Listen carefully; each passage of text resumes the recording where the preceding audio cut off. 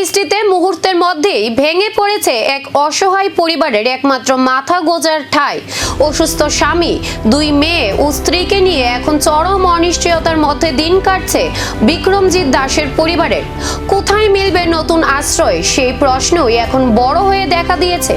দীর্ঘদিন ধরে এই ছোট্ট ঘরে বসবাস করছিল পরিবারটি, কিন্তু প্রবল বর্ষণের জেরে ঘরটি সম্পূর্ণরূপে ভেঙে পড়ায় মাথার উপর নিরাপদ ছাদও আর নেই।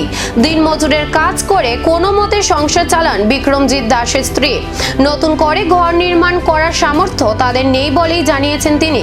তাই রাজ্যের মুখ্যমন্ত্রী অধ্যাপক ডক্টর মানিক শাহর কাছে একটি নতুন ঘরের আবেদন জানিয়েছে পরিবারটি।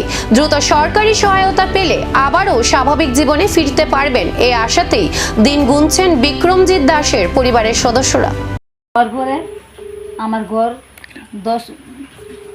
10 ইঞ্চি ওয়াল লইয়া বাউন্ডারি আসলো, এটা লইয়া সেটা টিন লইয়া আমার মাটি ভাঙ্গা পুরা পিলার লইয়া সেটা বসছে।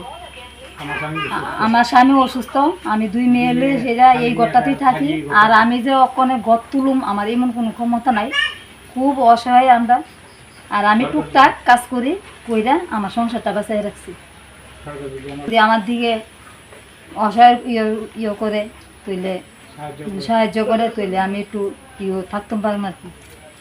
আর কোনো ঘর নাই, এই ঘরটাই আমার বেশি কোনো আমি আবেদন করতাম না, আমার ঘরটা যাতে ঠিকঠাক করে দেয়।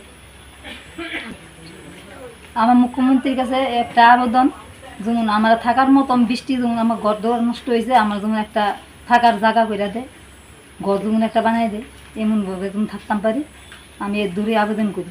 প্রশাসনের সাহায্য কি পৌঁছাবে এই অসহায় পরিবারের কাছে? এখন সে আশাতেই দিন গুনছে বিক্রমজিৎ দাসের পরিবার।